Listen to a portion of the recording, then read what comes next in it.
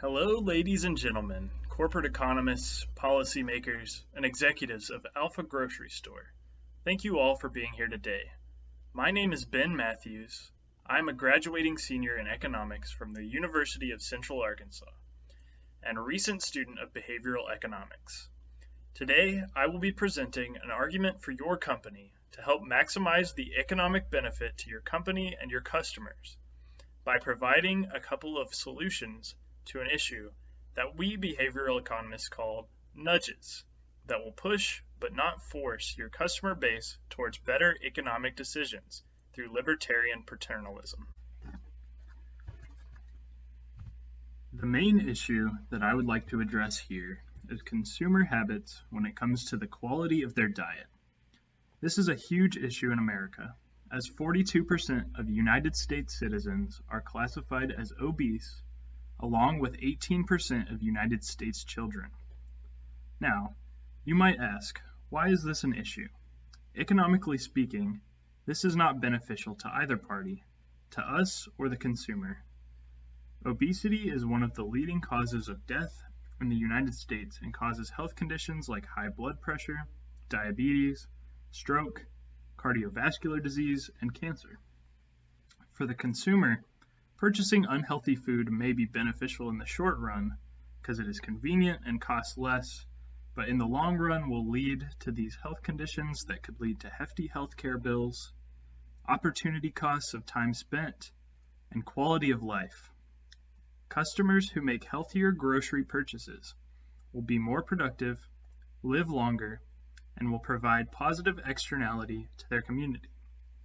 Addressing this issue will be beneficial to the company as it will increase sales of your foods with faster expiration, it will retain customers for longer term, and it will keep you competitive with companies like Whole Foods and Trader Joe's, companies specialized in natural food. Now, as I mentioned earlier, it is my belief that this issue cannot be solved with just one nudge like many issues can. This issue requires several small nudges instead to work together to push people towards making the right decision. Feeding America has highlighted 5 main keys to creating good nudges to promote healthy eating.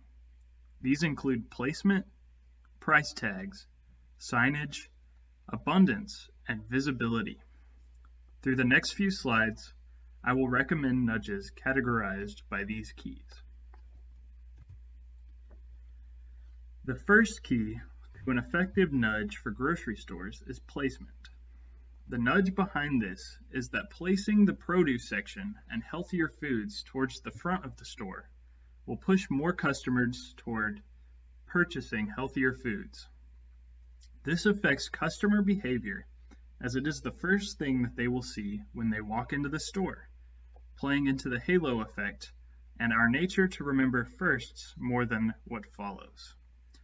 Customers are also more likely to fill up their carts when it is less full, so putting the healthier foods towards the front will be beneficial as customers will have relatively empty carts. Placement is not just limited to sections and aisles either. Placement of individual items can be crucial as well. If the flow of the store leads people to wheat bread over white bread, as an example, they will be more likely to consider the wheat bread. The next of the keys that they highlight is effectively called price tags. Here, the nudge is that everything should be properly labeled with a visible price. Through this, it plays into market norms. When customers see a visible price tag, they will subconsciously associate the product with value, regardless of the actual value of the product. Customers are 33% less likely to pick up an item without a price tag on it.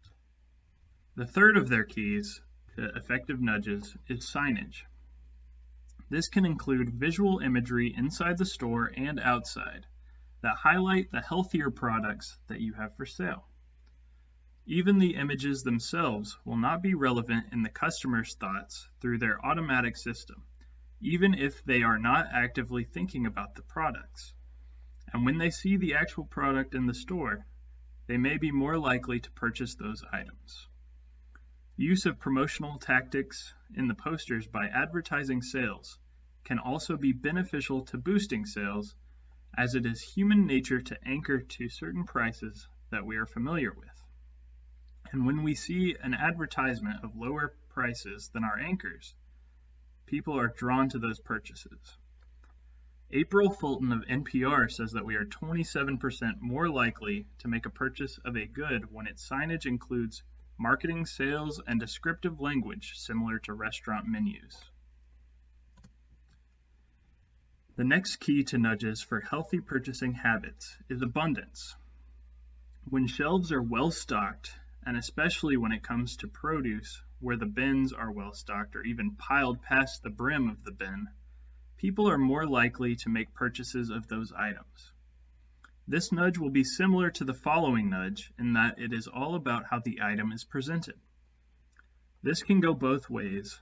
When unhealthier products are presented more sparsely, the customer will be less likely to make purchases of those items.